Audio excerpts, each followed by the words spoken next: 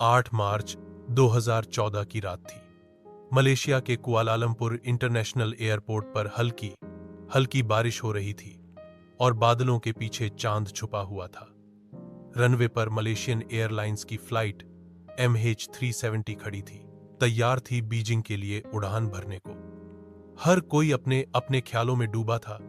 कोई अपने बच्चों से मिलने जा रहा था, कोई बिजनेस मीटिंग के लिए, तो कोई सिर्फ सैर सपाटे के इरादे से। विमान में कुल 229 यात्री और चालक दल के सदस्य थे।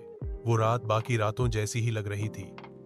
पायलट जहारी शाह ने शांत भाव से कॉकपिट में बैठकर कंट्रोल्स चेक किए। सह पायलट फारिक हमीद ने यात्रियों को सूचना दी। सब कुछ सामान्य था। टेक ऑफ हुआ और विमान ने अंधेरे आसमान में उड़ान भर ली।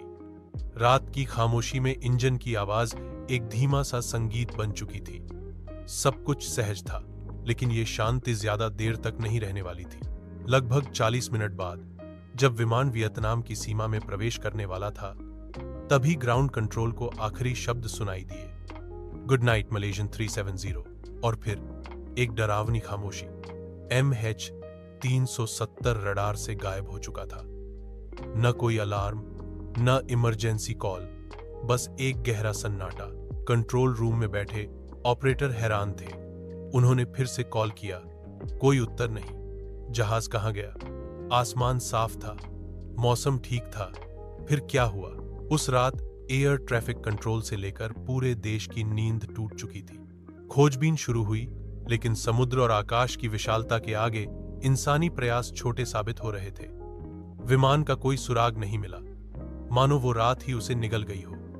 मीडिया में खबर फैलते ही पूरा विश्व चौंक गया। आगामी दिनों में दुनिया का सबसे बड़ा खोज अभियान शुरू हुआ। सैटेलाइट्स, जहाज, पनडुब्बियां, सब लग गए, लेकिन अंधेरी लहरों के नीचे क्या था, ये कोई नहीं जान पाया। रहस्य गहराता गया। हर थ्योरी रात के साए जैसी अनजानी लगती। क्या पायलट ने खुद ऐसा किया? क्या विमान हाईजैक हुआ? क्या वो किसी रहस्यमयी पोर्टल में चला गया, या फिर किसी छिपे सैन्य प्रयोग का शिकार हुआ? एक रिपोर्ट के अनुसार रडार डेटा से संकेत मिला कि विमान ने दिशा बदली थी और मलक्का स्ट्रेट की ओर गया। लेकिन क्यों और किसकी आज्ञा से?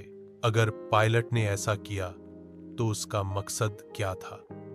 इन सवालों के जवाब किसी के पास नहीं थे। MH370 के गायब होने के कुछ दिन बाद एक अजीबोगरीब बात सामने आई। कुछ यात्रियों के मोबाइल फोन घंटों तक रिंग हो रहे थे। उनके परिजनों ने बार बार कॉल किया और फोन बजते रहे, पर किसी ने जवाब नहीं दिया। क्या इसका मतलब था कि विमान क्रैश नहीं हुआ था और कहीं लैंड हुआ था? ये संकेत और भी रहस्य खड़े करने लगे। 2015 में एक रात हिंद महासागर के किनारे पर एक टूटा हुआ टुकड़ा बहकर आता है। विशेषज्ञों का दावा था कि वो MH370 का था, लेकिन उससे भी जवाब नहीं, सिर्फ और सवाल मिले। बाकी टुकड़े भी मिले। रातों रात समुद्र किनारे अजनबी चीजें दिखाई देती और लोगों के मन में आशंका भर जाती। हर बार जब एक नया टुकड़ा मिलता, उम्मीद जागती और फिर टूट जाती। परिवार वाले उन रातों को याद करते जब उनके अपने विमान में थे। आखिरी कॉल, आखिरी मैसेज, आखिरी मुस्कान।